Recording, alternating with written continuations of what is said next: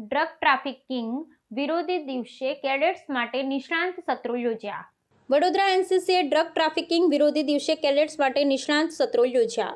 Gujarat naval unit NCC વડોદરાએ 27 જૂન 2025ના રોજ આંતરરાષ્ટ્રીય drug trafficking વિરોધી દિવસની ઉજવણી તેના પરિસરમાં કરી. આર્મી, નેવી અને એરફોર્સ ત્રણેય વિંગના કેડેટોએ ભાગ લીધો, જ્યાં ડ્રગ દુરુપયોગ અને તસ્કરી વિરુદ્ધ જાગૃતિ વધારવા પર ભાર મુકાયો. મહારાજા સયાજીરાવ યુનિવર્સિટી સાથે સહયોગમાં યોજાયેલા આ કાર્યક્રમમાં એનસીસીનો યુવા સશક્તિકરણ અને સામાજિક જવાબદારી પ્રયત્નો વચનબદ્ધતા દેખાઈ. કેપ્ટન દીપક બહુગુણા અને જાણીતા મનોચિકિત્સક ડોક્ટર પાર્થે સોનીએ નિષ્ણાંત સત્રો લીધા. કેપ્ટન બહુગુણાએ ડ્રગ તસ્કરીના કાનૂની અને સામાજિક પ્રભાવો પર ચર્ચા કરી, જ્યારે ડોક્ટર સોનીએ માનસિક આરોગ્ય વ્યવસ્થાપન અને વ્યસન અટકાવવાની રણનીતિઓ સમજાવી. કેસ સ્ટડીઝ અને પ્રશ્નોત્તરી સહિતની કાર્યશાળાઓએ કેડેટોને સમુદાયમાં ડ્રગ સમસ્યાઓનો સામનો કરવા સજ્જ બનાવ્યા.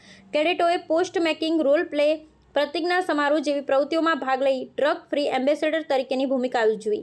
એનસીસીની સર્વગ્રાહી રણનીતિ, શિસ્ત, શિક્ષણ અને સમુદાયનું નેતૃત્વનું મિશ્રણ ડ્રગ સમસ્યાઓના નિવારણ માટે દર્શાવવામાં આવી.